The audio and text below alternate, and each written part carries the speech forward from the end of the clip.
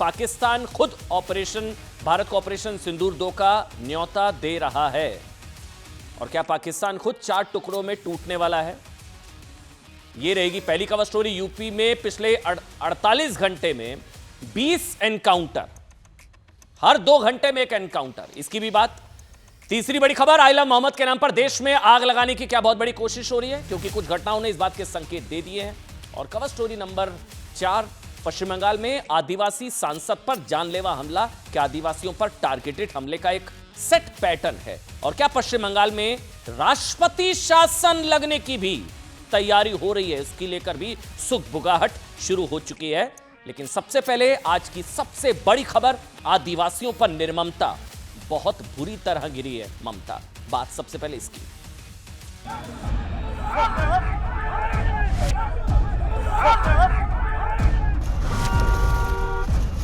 খগেনদা রক্তাক্ত হয়ে পড়ে আছে, গাড়িতে কোনো কোনো টাচ বাকি নেই। हमला हुआ है, ये दर्शाता है कि पश्चिम बंगाल में डेमोक्रेसी नाम की कोई चीज नहीं रही। ऐसा कोई सीरियस कुछ नहीं है। दादागिरी करके, गुंडा राज करके यहाँ लोगों को मारेगा पीटेगा, ये तो कोई एक्सेप्ट नहीं कर सकता। Relax relax. ओ भगवान, काकू ये तो अटेम्प्ट टू मर्डर आज अभी तक किसी को गिरफ्तार नहीं किया गया। पूरा रिस्पॉन्सिबल ममता बनर्जी है, लोग नहीं है। ये टीएमसी का कैडर है, टीएमसी का गुंडा मस्तान है। बंगाल के अंदर वहाँ के गुंडे, वहाँ के टीएमसी के वर्कर और पुलिस का साठगांठ है। जिस भयंकर ढंग से हमारे एमएलए एमपी को मारा गया, जान खतरे में कौन कर रहा है? ये बांग्लादेश से आए हुए जितने घुसपैठिया और रोहिंग्या मुस्लिम, यही सब कर रहे हैं। किस तरीके से ये लोग किया और कौन किया, एक खास समुदाय का लोग, तुष्टीकरण का राजनीति का ये सबूत है। যেখানে তৃণমূল সাহায্য না করে হিংসায় মেতে রয়েছে।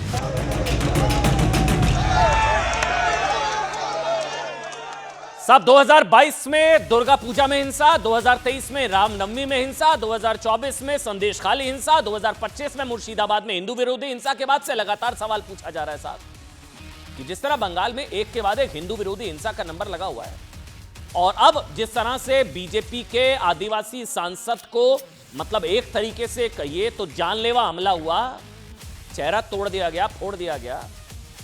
बीजेपी के नेता मांग कर रहे हैं कि क्या बंगाल में राष्ट्रपति शासन लगना चाहिए? जो मुर्शिदाबाद में हिंदू विरोधी हिंसा के बाद नहीं हुआ, वो 2 दिन पहले आदिवासी सांसद विरोधी हिंसा के बाद क्या होने वाला है, ये संकेत खुद बीजेपी सांसद खगेन मुर्मू का मुंह तोड़कर उन्हें लहूलुहान करने की घटना के बाद पश्चिम बंगाल के राज्यपाल, बहुत बड़ी खबर है ये, आनंद बोस ने दे दिया है। इस वक्त राज्यपाल सीवी आनंद बोस दिल्ली में हैं और बाढ़ प्रबंधन से लेकर कानून व्यवस्था में ममता सरकार की विफलता की रिपोर्ट लेकर राष्ट्रपति से मिलने वाले हैं। यह बहुत बड़ी खबर है। बंगाल में राष्ट्रपति शासन क्या लग जाएगा? लेकिन राष्ट्रपति से मुलाकात से पहले उन्होंने बंगाल को लेकर कहा है कि इस मामले में संवैधानिक, शब्दों को सुनिएगा, कॉन्स्टिट्यूशनल, संवैधानिक और कानूनी विकल्प खुले हुए हैं। सवाल ये कि क्या राज्यपाल सीवी आनंद बोस का यह बयान ममता सरकार को मुश्किल में डालने वाला है? क्योंकि कल बीजेपी हाईकोर्ट में याचिका दाखिल करने वाली है और केंद्रीय एजेंसियों से बीजेपी नेताओं पर हमले के दोषियों की गिरफ्तारी की मांग करने वाली है। सवाल ये भी उठ रहे हैं कि अप्रैल 2026 में होने वाले संभावित विधानसभा चुनाव से पहले क्या राष्ट्रपति शासन का विकल्प अब खुल गया है? क्योंकि जिस तरह पश्चिम बंगाल में आदिवासी नेताओं, पहले आदिवासी सांसद, आदिवासी मनोज गोरांव, दूसरे विधायक आदिवासी, उन पर हमले हुए हैं, एक भी दोषी की गिरफ्तारी नहीं हुई। आरोप लग रहे हैं कि बीजेपी के आदिवासी नेताओं के खिलाफ जानलेवा हमले के पीछे टीएमसी के गुंडे हो सकते हैं। सीवी आनंद बोस जो कि राज्यपाल हैं, उनको सुनिए और उस पर क्या टीएमसी का रिएक्शन आया है, दोनों को सुनिए। I expect that we have a mature democracy where appropriate decisions will be taken in an appropriate manner. Is the state government is subservient of the central government? What steps should be taken? Accepting CP56? और मुझे बताया जा रहा है कि मेरे साथ खगेन मुर्मू जी अस्पताल से लाइव हैं। वो हाल देखिए।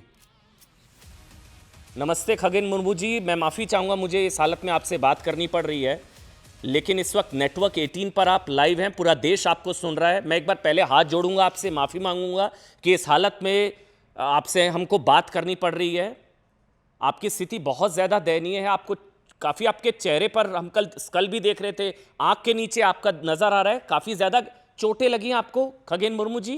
पूरा देश आपको सुन रहा है, बताइए क्या हुआ था? चोटें काफ़ी गहरी हैं क्या? आप अस्पताल में हैं?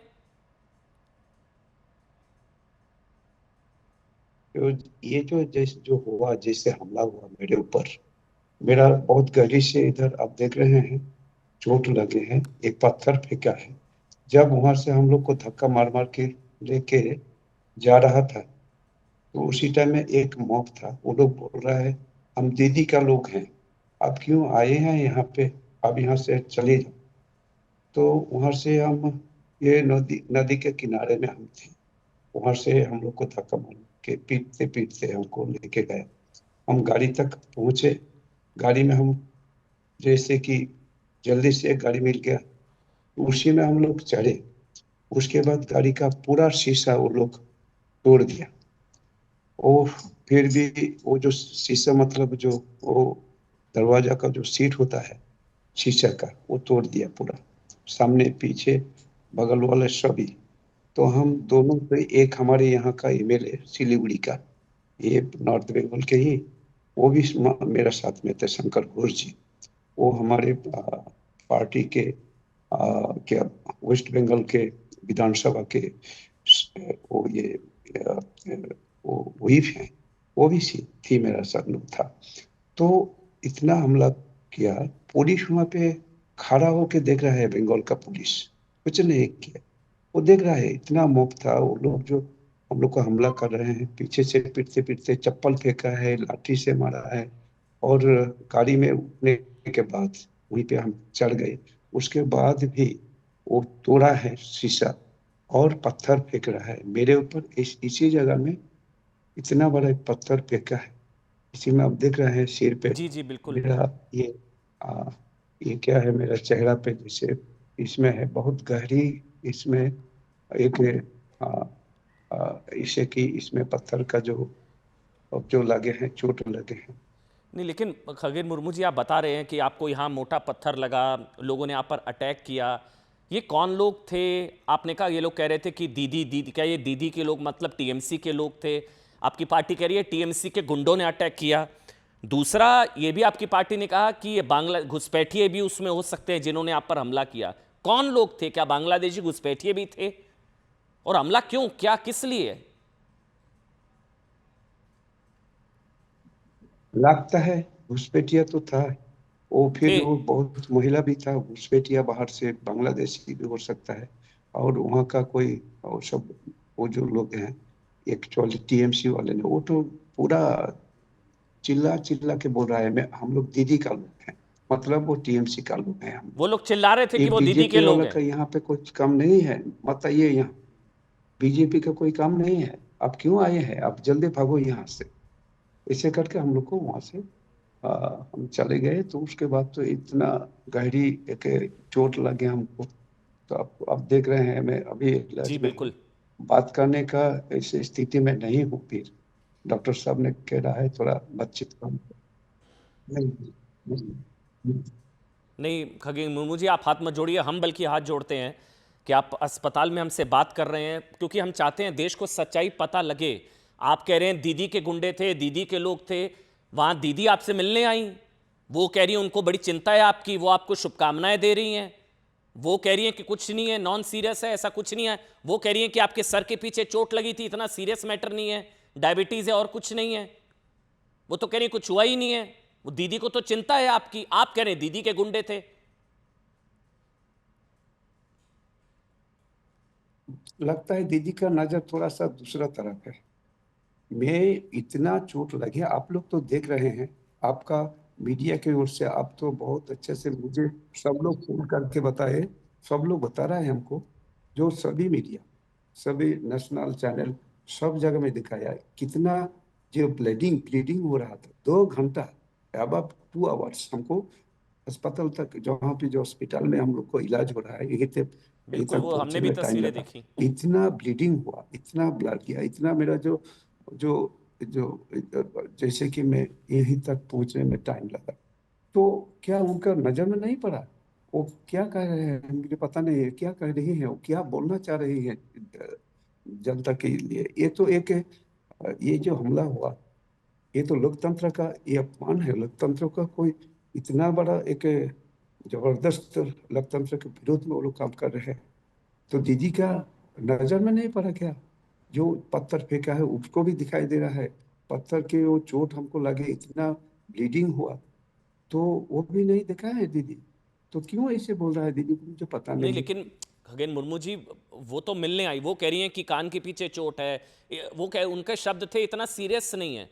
मगर हमें बुरा लग रहा है, आपसे बात करनी पड़ रही है, आपके पूरा चेहरा, आप 2 घंटे आप बता रहे हैं लगातार खून बहता रहा, वो डायबिटीज से तो ये हाल नहीं होता है। लेकिन वो भी कह रही है कि आप लोगों की गलती थी कि आप 30 से 40 गाड़ियां लेकर चले गए उस जगह और जनता दुखी हो गई आप लोगों से। 30 से 40 गाड़ियां लेकर आप लोग चले गए थे, ये ममता बनर्जी का वर्जन है, आपकी सफाई।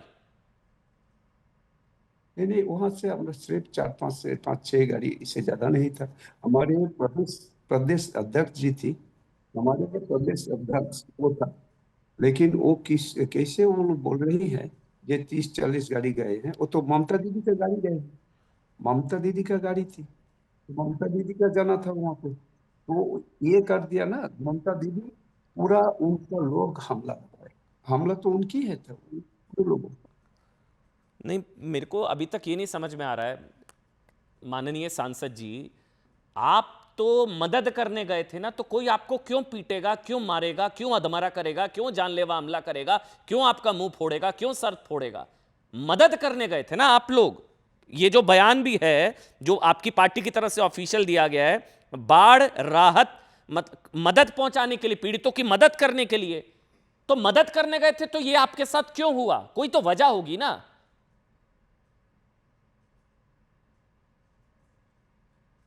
सर ये तो मेरा सवाल है, मैं तो मदद करने जा रहा था, तो लेकिन मदद करने वाले को हमला, उसके ऊपर हमला हो, ये तो ये पश्चिम बंगाल का ऐसी स्थिति, ये हालात है पश्चिम बंगाल में। और सिर्फ यहाँ तुष्टिकरण का राजनीति चल रहा है, राजनीति करने के लिए। हम लोग तो राजनीति करने नहीं गया, एक भी झंडा नहीं था राजनीति करने के लिए, तो हम गए नहीं, वो लोग राजनीति कर रहे हैं जी। नहीं, ये मैं भी जानना चाह रहा हूं, लेकिन इसके पीछे एक वजह जो बीजेपी ने आज प्रेस कॉन्फ्रेंस की आपकी पार्टी ने, वो कह रहे हैं कि आदिवासियों से प्रॉब्लम है टीएमसी को, आदिवासियों पर शोषण, आदिवासियों का पर अत्याचार बढ़ा है। आप भी आदिवासी समाज से आते हैं खगेन मुर्मू जी, और एक और विधायक है, अगर मैं गलत नहीं हूं, मनोज, आप ही की पार्टी के एमएलए हैं, वो भी आदिवासी समाज से आते हैं। तो क्या आदिवासियों पर टारगेटेड अटैक्स हो रहे हैं बंगाल में? आदिवासी होना बंगाल में गुनाह हो गया जैसा आपकी पार्टी कह रही है? आज देखिए, ये जो आदिवासी जो जनप्रतिनिधि के ऊपर हमला हो रहे हैं, ये नॉन आदिवासी हमला कर रहे हैं, नॉन आदिवासी हमला कर रहे हैं। और जो हमला कर रहे हैं वो घुसपैठिया है, नहीं तो यहाँ का अल्पसंख्यक से कोई लोग हैं, वो यहाँ जैसे कि अल्पसंख्यक से कुछ है, जिसको वो आदिवासी ने, जिसको वो है, वो बता रहे हैं हम आपके लिए हैं, इसलिए वो कर रहे हैं। लेकिन ये एक मुसलमान को ऐसे लगा रहा है, वो चाहे जिहादी जो है उसको लगा रहे हैं, और घुसपैठिया को लगा रहे हैं। आदिवासी तो आदमी रास्ता में, अब देखिए एजिटेशन हो रहा है रास्ता में। तो फिर अब आपकी पार्टी की तरफ से मांग राष्ट्रपति शासन की तरफ से की जा रही है। मेरा एक आखिरी सवाल है, फिर क्या आगे, क्या राष्ट्रपति शासन एक विकल्प है? क्योंकि आपके राज्यपाल बंगाल के वो दिल्ली में हैं, उसको लेकर सुगबुगाहट है कि यहाँ राष्ट्रपति शासन लगना चाहिए। क्या आप भी मांग करते हैं? अभी ये सवाल तो ठीक है, लेकिन सरकार तय करेंगे, जनता तय करेंगी, लेकिन उसके लिए इंतजार करना पड़ेगा। ये चर्चा ज्यादा दिन नहीं रहना चाहिए। जनता ने तय कर लिया है, इसको बंगाल से उखाड़ने के लिए सब लोग तय करके रखते हैं। आदिवासी लोग, एक भी आदिवासी का वोट उनको मिलेगा नहीं, सब लोग तय करके रखते हैं। जैसे हमला हो रहा है, जैसे कि हमारे आदिवासी समुदाय के ऊपर जैसे करे लोकतंत्र आज पूरा से पूरा खत्म कर दिया यहाँ, और संविधान को भी खत्म करने वाला है। संविधान मानते नहीं है दीदी यहाँ का मुख्यमंत्री, तो लोग आज तैयार है तो इसको जवाब देने के लिए। बिल्कुल जवाब दिया जाएगा, लेकिन एक चीज़ हम जाते जाते ज़रूर कहेंगे, बहुत बहुत धन्यवाद, लेकिन ये हमला आप पर नहीं, संभवतः ये लोकतंत्र पर हमला है। ये आप चोटिल नहीं हुए हैं खगेन मुर्मू जी, ये लोकतंत्र चोटिल हुआ है। और ये लोकतंत्र को शर्मसार करने वाला ये जो खूनी खेला बंगाल में खेला गया, वो देश की जनता भी देख रही है, बंगाल भी देख रहा है, बंगाल के लोग भी देख रहे हैं। और बंगाल के लोग बहुत शांतिप्रिय हैं, वो संभवतः इस तरह की हिंसा को शायद बर्दाश्त नहीं करेंगे, और उसका माकूल जवाब लोकतांत्रिक तरीके से ही दिया जाएगा, क्योंकि हिंसा की लोकतंत्र में कोई जगह नहीं है। बहुत बहुत धन्यवाद आपका खगेन मुर्मू जी, आप ध्यान रखें अपना, और आप अपना प्लीज़ ध्यान रखें, क्योंकि आप बहुत ज़्यादा चोटिल हैं। अब तक खबरें थी, लेकिन आप संभवतः पहली बार नेटवर्क 18 पर, न्यूज़ 18 पर, किसी नेशनल चैनल पर आपने लाइव आने का फैसला लिया, देश की जनता को अपना दर्द बताने का फैसला लिया, उसके लिए हम आपका धन्यवाद करते हैं। लेकिन आप अपना ध्यान रखें। बहुत बहुत धन्यवाद खगेन मुर्मू। तो बीजेपी के आदिवासी सांसद खगेन मुर्मू जो बता रहे हैं कि भीड़ दीदी दीदी के नारे लगा रही थी, भीड़। लेकिन बंगाल में कानून व्यवस्था को इसलिए भी ध्वस्त बताया जा रहा है क्योंकि पिछले 24 घंटों में और 48 घंटों में जितने भी हमले हुए ना पिछले 2 से 3 दिनों में, ये कोई इत्तेफाक नहीं हो सकता साहब कि जिन पर बीजेपी नेताओं पर जानलेवा हमले हुए, तीनों के तीनों आदिवासी हैं। ये इतना, मतलब आप सोचिए, ये इतना बड़ा इत्तेफाक नहीं हो सकता कि तीनों के तीनों आदिवासी। बीजेपी को यह कहने का मौका मिल रहा है कि बंगाल में आदिवासी होना गुनाह हो गया क्या?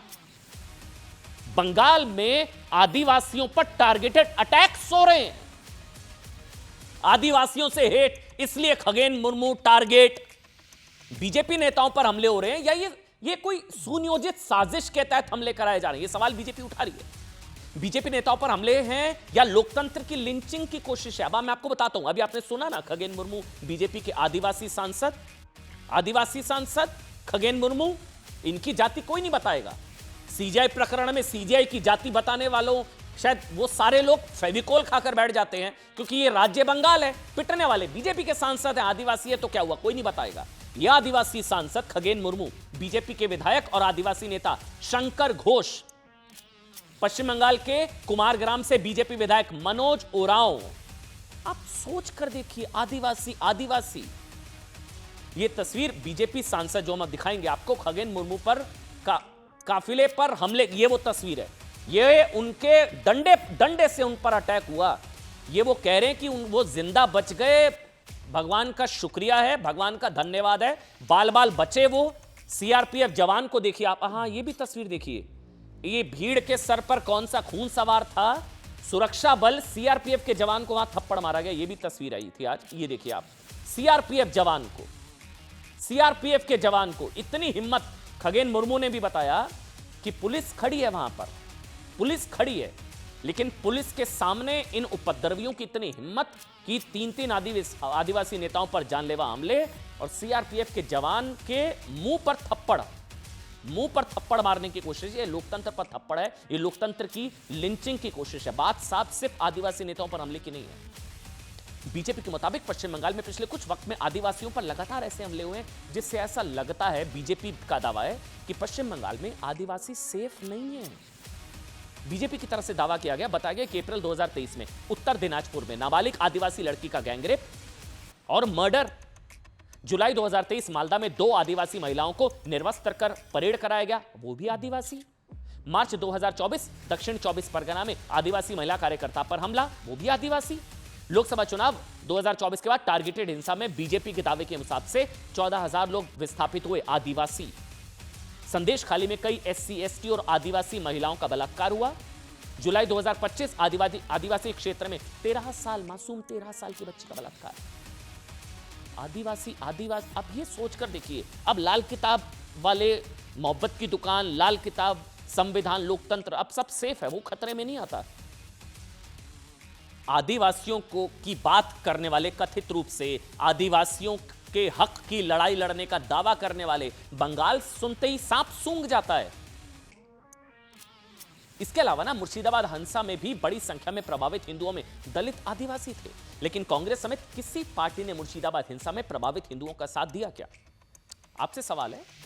आदिवासियों पर हमले के खिलाफ ममता सरकार को कोसा, कुछ कहा?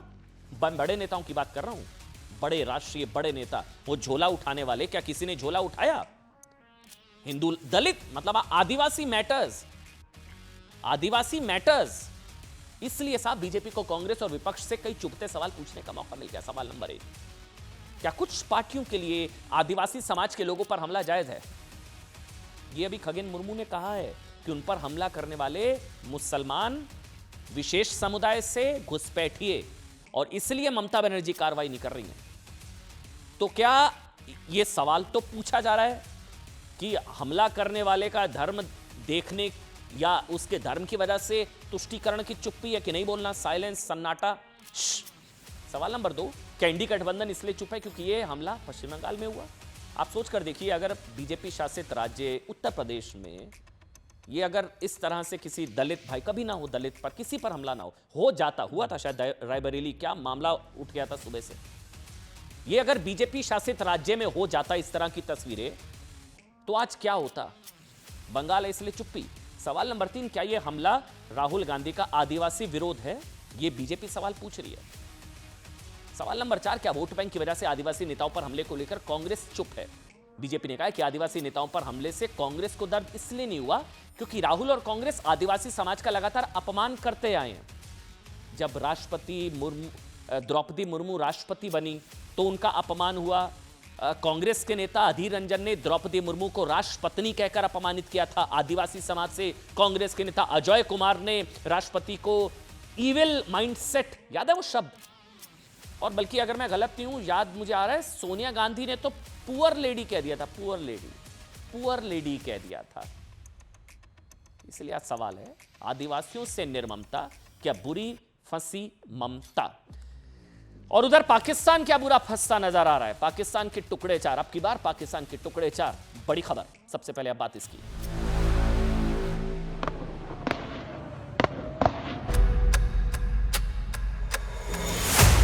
अगर पाकिस्तान से बात होगी तो पाक ऑक्युपाइड कश्मीर, पीओके, उस पर ही होगी।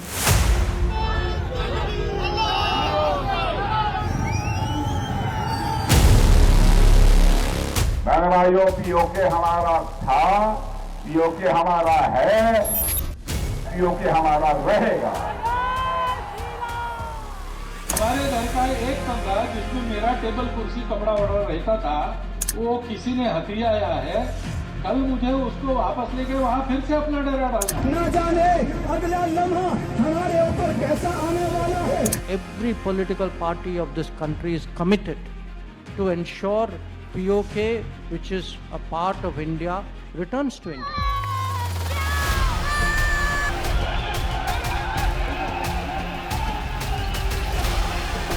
ये डायन बन चुकी है, डायन अपने बच्चों को खाती है। ये रियासत जो है इस वक्त अपने बच्चों को, अवाम को मारने पे तुली हुई है, लिहाजा ये मारेगी भी और उसकी आवाज कहीं बाहर न जाए, इसलिए उन्हें मीडिया भी बंद कर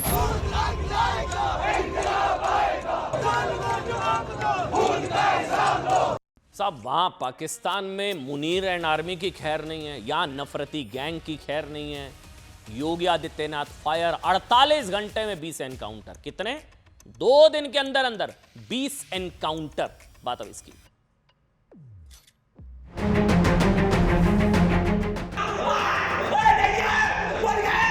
इसको रोकने का प्रयास किया तो इसने जो पुलिस के ऊपर गोली चलाई है, पुलिस ने आत्मरक्षा जब गोली चलाई तो इसको गोली लगी है पैर में और इसको जिला अस्पताल में भर्ती कराया गया है। पुलिस अधीक्षक नागपुर बल द्वारा उक्त पर 25,000 का इनाम भी घोषित किया गया है। मुठभेड़ के दौरान इसके बाएं पैर में गोली लगी है, जिसे उपचार हेतु जिला चिकित्सालय में भर्ती कराया गया है।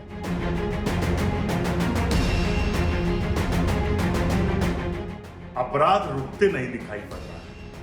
सरकार वाहवाही लूट रही है, हाफ इनकाउंटर फुल इनकाउंटर दिखाकर, लेकिन जो सच में अपराधी हैं वो तो खुलेआम घूम रहे हैं। हम भी चाहते हैं कि उत्तर प्रदेश में अपराध कम हो। विकास की रफ्तार को भी उसी तर्ज पर आगे बढ़ाना चाहती है और इसीलिए जब सरकार कार्य करती है तो उसके परिणाम भी आते हैं।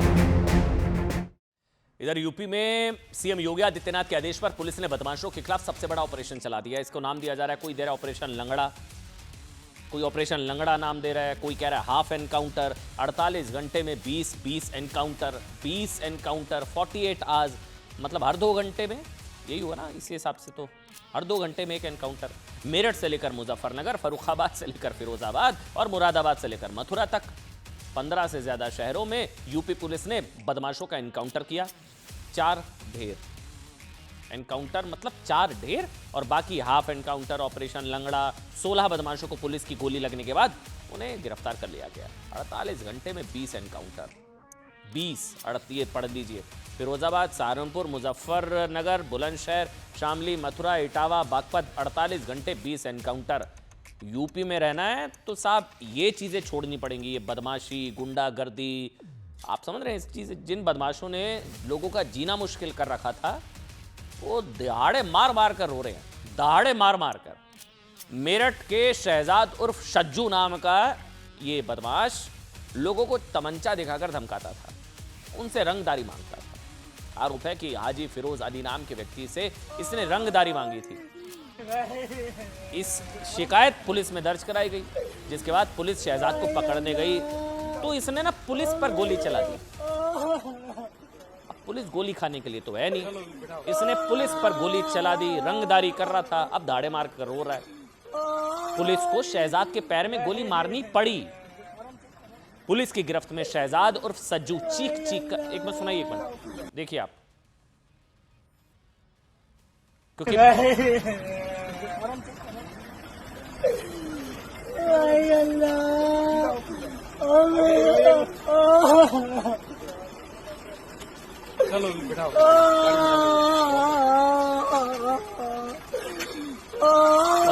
सहारनपुर में पुलिस ने 2 बड़े एनकाउंटर्स को अंजाम दिया, 2 बड़े, जिसमें एक एनकाउंटर में इमरान नाम के इनामी बदमाश ढेर, ठीक, वो तो मर गया। इमरान पर क्या था, लूट और डकैती के 13 से ज्यादा मामले दर्ज थे, 1 लाख का इनाम था। सहारनपुर में एक और एनकाउंटर में पुलिस ने फैजान और दिलशाद नाम के 2 बदमाशों को गिरफ्तार कर लिया। 2 को गिरफ्तार, कुल 48 घंटे में 20 हुए, लिस्ट बहुत लंबी है।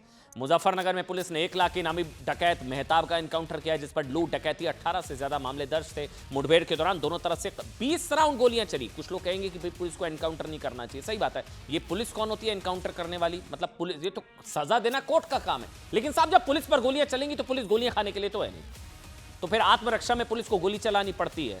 20 राउंड गोलियां चली, 20 राउंड, क्या करती पुलिस। एक दारोगा, एक कांस्टेबल भी बदमाशों की गोली लगने से जख्मी हुए हैं, पुलिस वाले भी जख्मी हुए हैं। फिरोजाबाद से आई है एक और तस्वीर, जहां 2 करोड़ की लूट को अंजाम देने वाला 50,000 का इनामी बदमाश नरेश समेत 6 बदमाशों को पुलिस ने गिरफ्तार किया। अब इनके पास से 1 करोड़ रुपए से ज्यादा कैश, 55 करोड़ की कीमत का आईफोन, 55,000 के कीमत के आईफोन कई सारे मिले। लूट के रुपयों से खरीदी गई 1 लाख की बाइक और असले बरामद किए गए। ये सारे पकड़े जा रहे हैं। और सुनिए, बड़ी बात यह कि इस मुठभेड़ के दौरान एडिशनल एसपी अनुज चौधरी को भी गोली लग गई।